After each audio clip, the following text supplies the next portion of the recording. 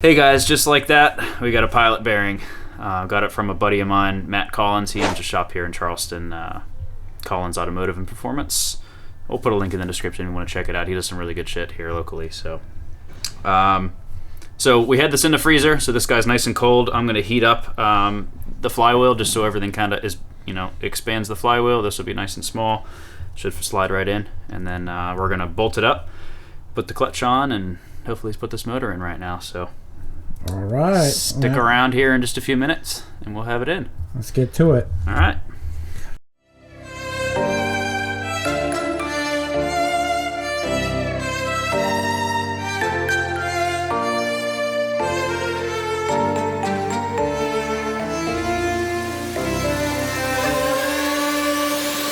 No one ever sees me, I'm losing every battle. No one ever sees me, I'm losing every battle. No one ever sees me, I'm losing every battle. Can somebody save me, I'm losing every battle.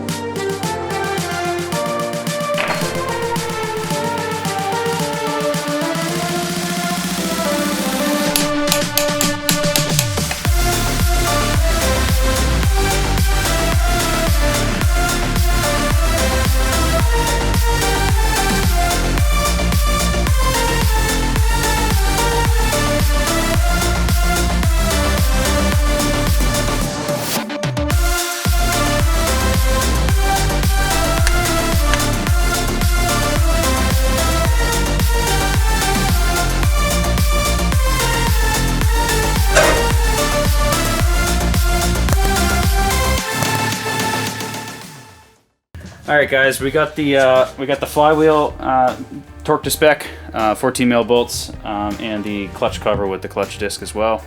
Torque specs are going to be right here in the corner. This is a competition stage 2 clutch.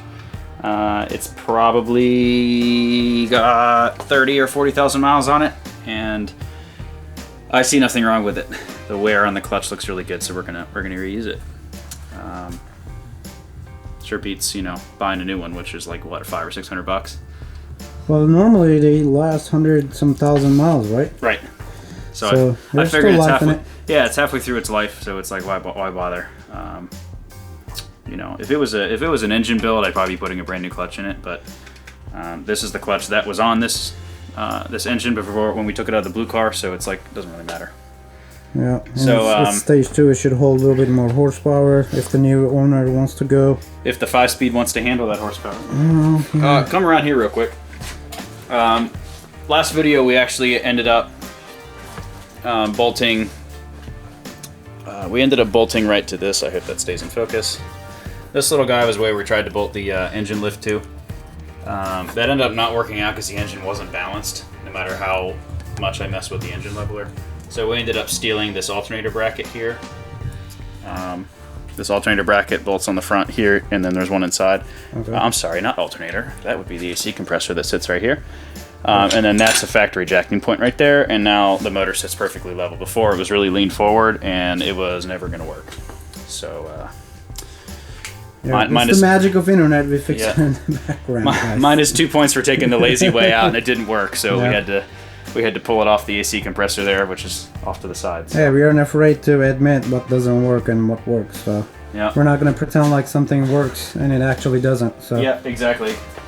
We actually saw a leak on this turbo as well. Not a leak, but like oil burning on the back, a little bit of oil buildup on the rear fins.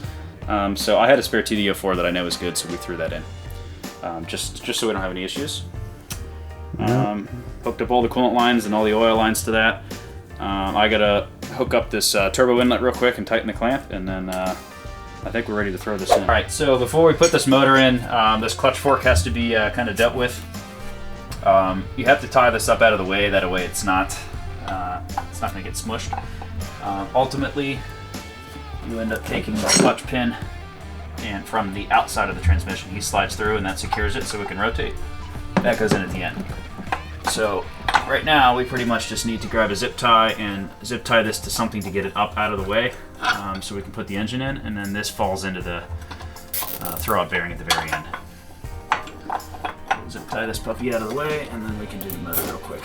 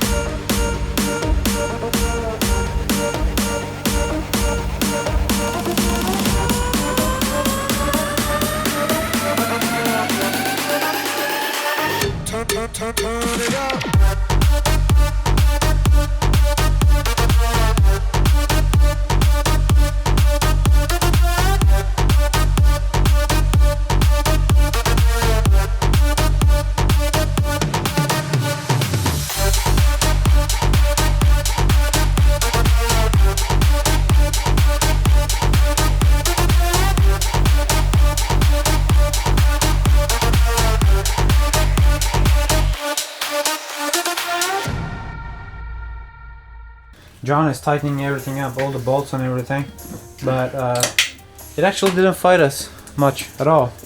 It looked like a lot, but it wasn't. I guess that was about normal. Yep. So it definitely is a weird angle with the transmission and everything else, but it went right in.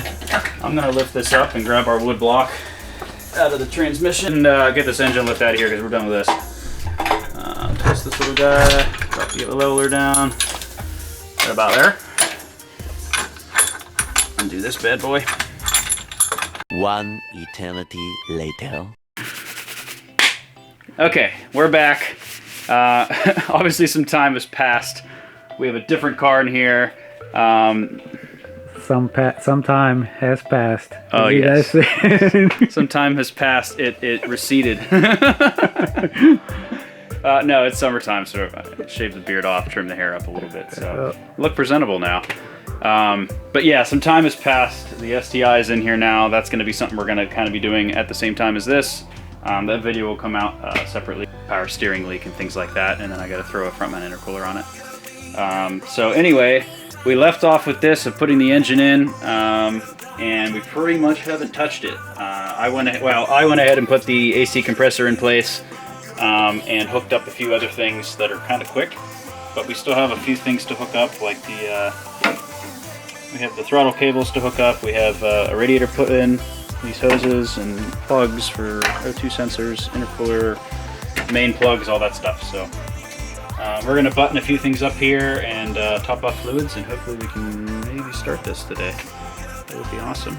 That would be awesome. All right, guys, let's get to it.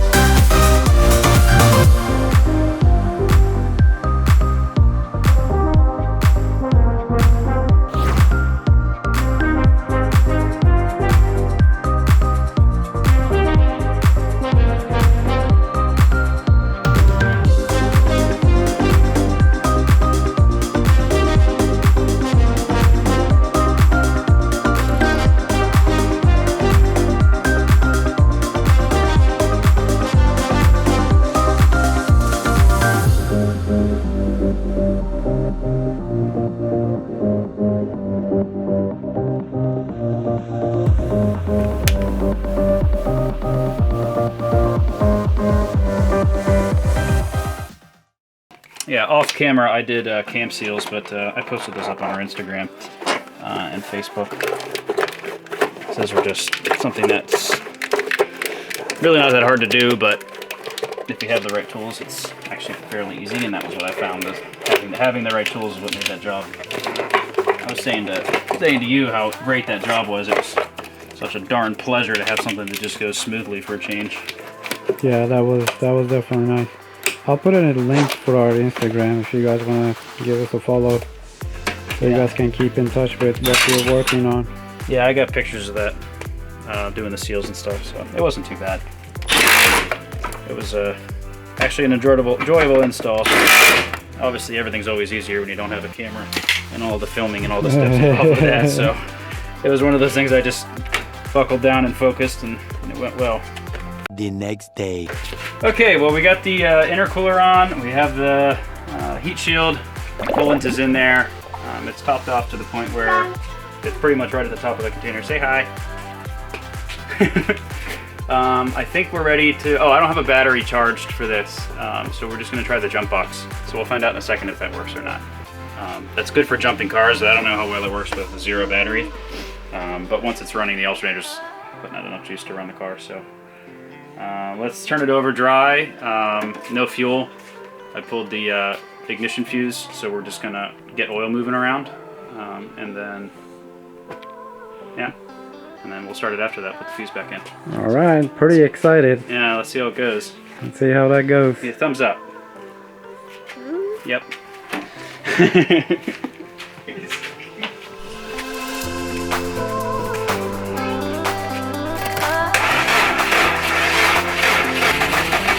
Alright, the jump box didn't work. I tried to bridge it with the STI battery, which is pretty much dead too, and then I put the jump box on top of that. It was just this way too complex of a method of doing it. So I got the Miata running over there, and I just did jumper cables without any battery on here. I think he drained it because it was bone dry, so even with the ignition fuse in, it didn't do anything.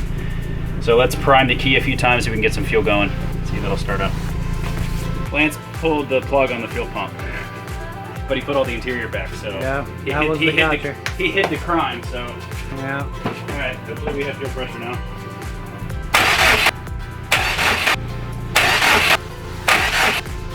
We're on at temp number 73. What did we have issues with? Fuel pump. We weren't getting fuel. Yeah, that wasn't running, so we pulled the fuel pump twice, checked continuity on just the main power harness from the unit. We also tested it on the ground, and the fuel pump was spinning. Eric looked up the fuel pump controller that sits on the passenger side behind the taillight. You unplugged and plugged it back in, and magically it's working now. So yeah, we're definitely getting fuel pump noise, sound, whatever you guys want to call it, when you turn it over for the first time. Yeah. So now hopefully it's gonna start. Give it a few primes, get some fuel in the lines, and we'll see what happens. All right. This is the module. And he's mounted. It's mounted behind the passenger side. Yeah, all the way back there. It was definitely super pain in the ass to get it out though, because we had to take all this stuff out. But hopefully that was the issue. Let's try it. All right, ready? Yeah.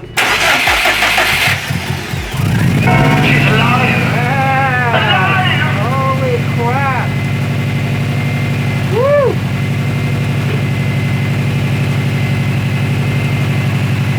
Holy crap, man.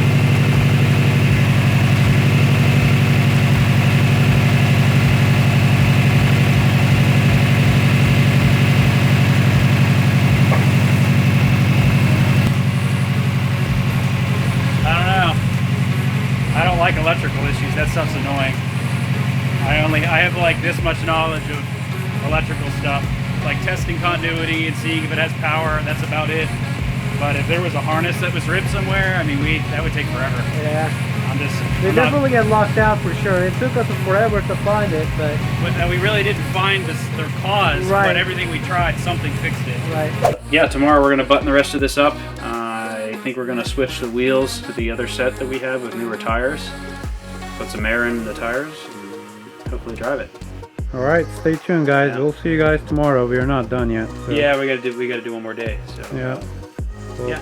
Soon enough, we'll button this up and take it for a ride. Yep, and then get the silver one in here and do a clutch. Another clutch. Yeah. Can't wait for that. Seal addicts / clutch addicts. So, all right. See you tomorrow. We're back for another day. We're still having problems with. We had a fuel problem yesterday. We're having kind of a roughness issue. You blip the throttle, you get hard on the throttle, and the whole engine kind of shimmies. It kind of. I don't know what's the word I'm thinking of. Shakes? It shakes. Yeah. Vibrate hesitation violently. Yeah. So we're gonna throw some new plugs in it. Even though these plugs aren't that old, we swapped coils. Those tested okay with the new set. There was the same result, so I don't think it's coil packs. So we got new plugs. We gotta run to the shop and get them. My buddy's shop. So for now, we're gonna throw the headlights and the bumper on and just get some stuff done for right now. So and we got Chris here. Everybody asks me where all my knowledge and all my tools came, or majority of my tools came from, and I learned a lot of shit from him. So. That's him right there. Yeah. All right. Yeah.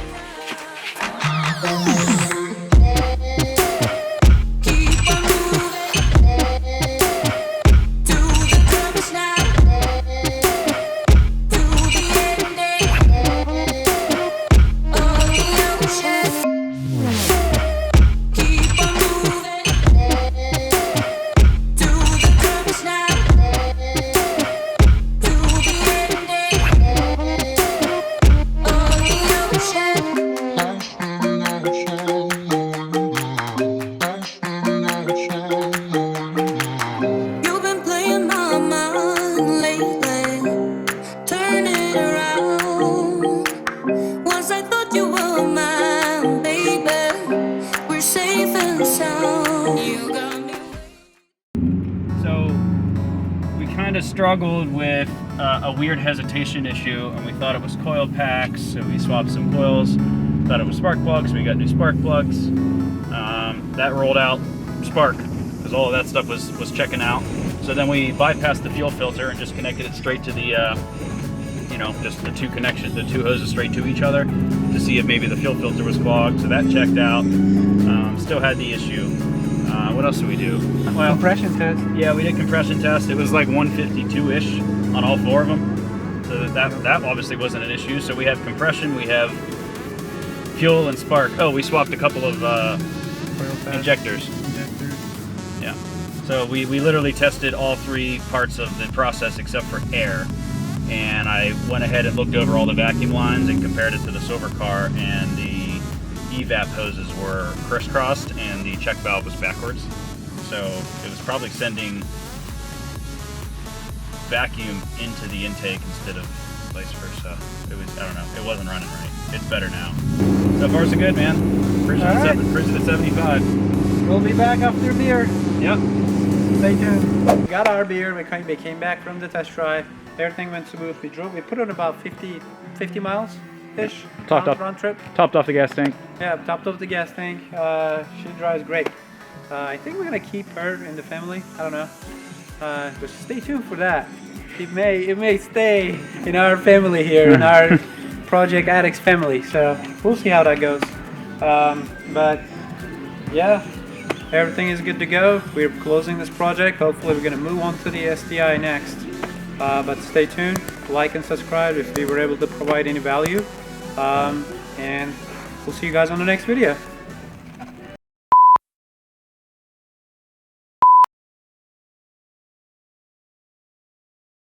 No. Come on! Doing video. Into the bottom of the red toolbox. Ready? Yep. Nailed it. Alright, well, that was a bad start. That's good.